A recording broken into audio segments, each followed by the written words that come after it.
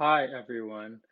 Today is the final lecture for deductive logic, and it's also the final lecture where I'll be talking about truth tables and using truth tables to test for the semantic notions of, for instance, validity or equivalence, etc.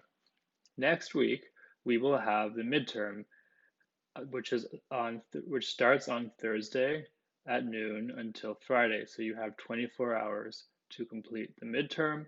There are more details about this, and there will be even more details posted soon.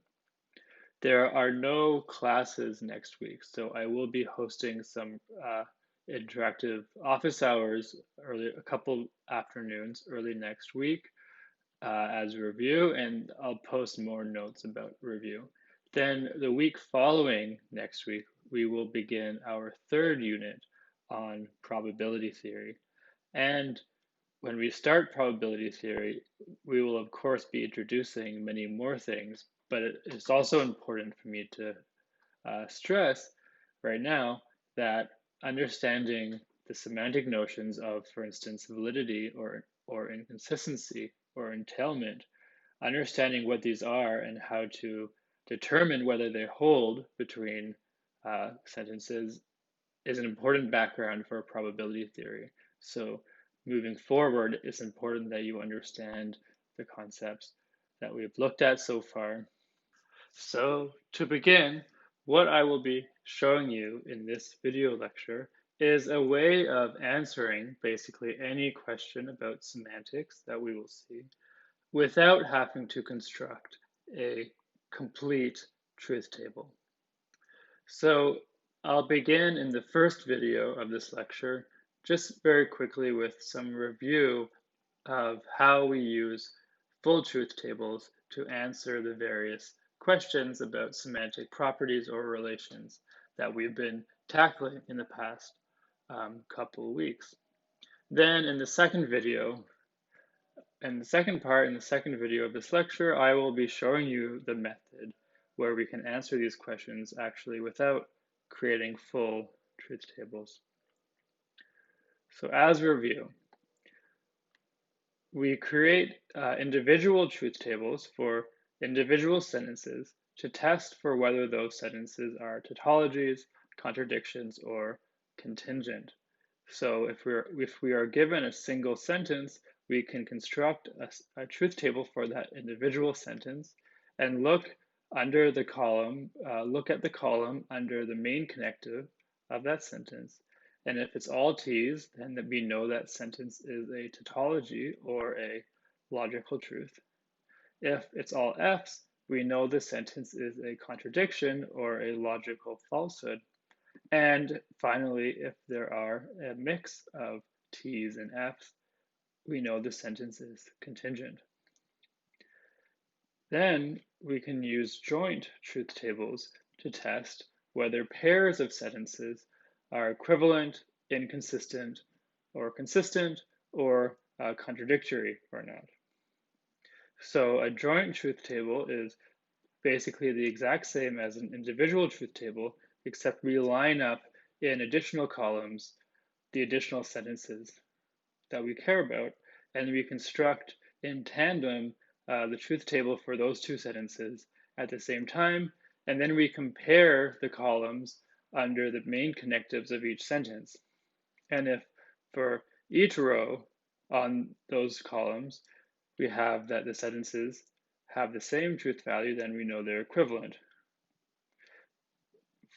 Similar things apply for seeing whether the sentences are consistent or not, or contradictory or not.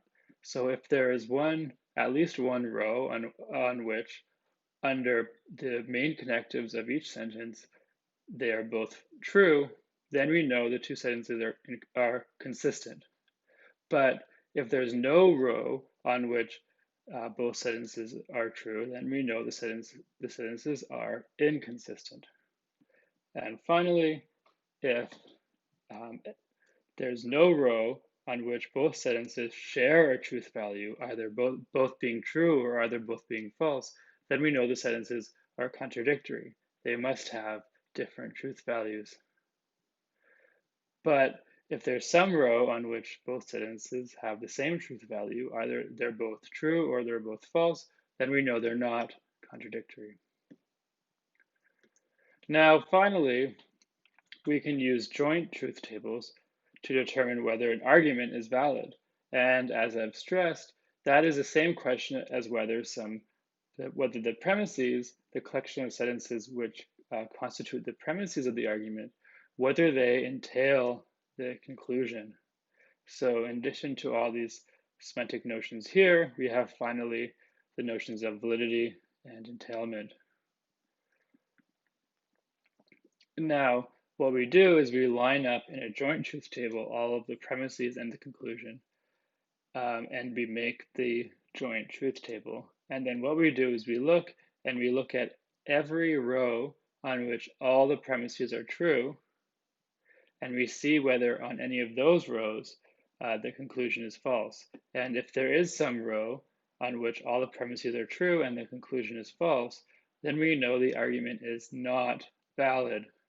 We know the premises do not entail the conclusion because we know that it's possible there is some valuation on which the premises are true and the conclusion is false. But if we look at the joint truth table and we see that whenever all the premises are true, the conclusion is also true, we therefore know that the argument is valid, which is to say that we know the premises entail the conclusion. So here are some simple arguments that came up since the beginning of this class, and which we can use this method to test whether they're valid or not. So I think in the last lecture, I showed you that this argument here is valid. P or Q, not Q, therefore P. As an instance of this argument in natural language, consider, for instance, either it's sunny or it's raining. It's not raining, therefore it's sunny. That seems like a pretty good argument, and that is of the form P or Q, not Q, therefore P.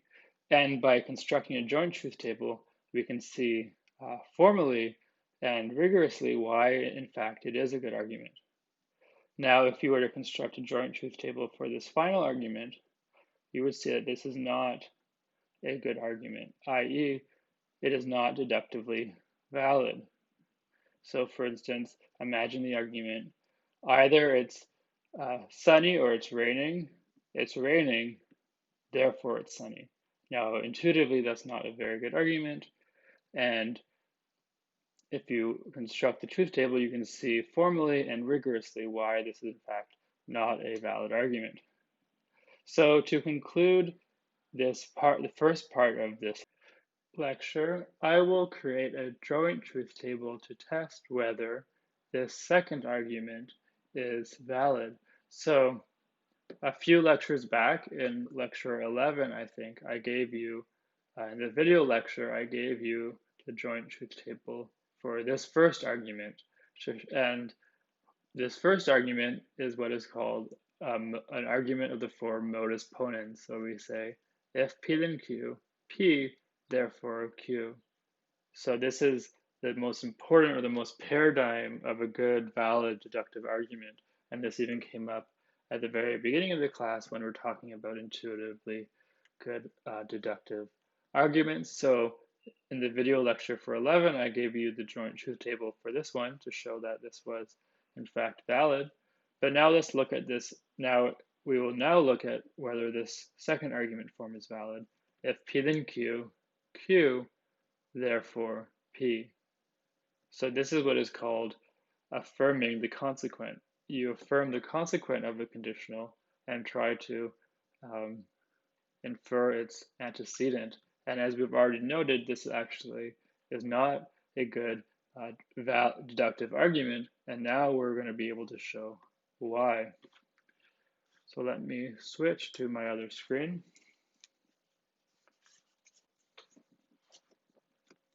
I won't bother commenting too much on how I'm constructing this because I've walked through many before.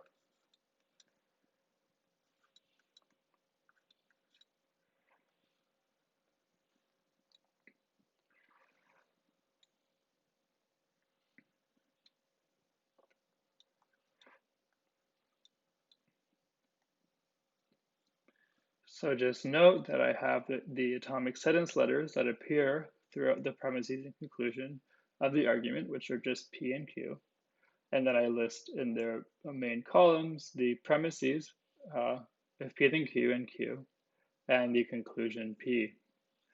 Now, the next step is that I'm going to list out all the possible combinations of truth values for P and Q. So we know there's going to be 4, and the way we construct those 4 is our simple method of alternation.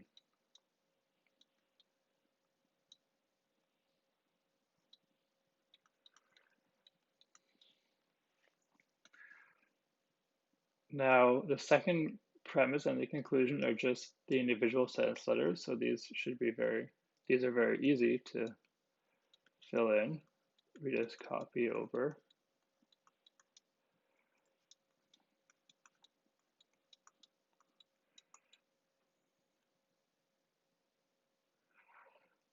Now, this first premise is a conditional, and we use our knowledge of the truth table for the conditional to fill in on each row what the truth value the overall conditional has, given the truth values for the constituents on that row.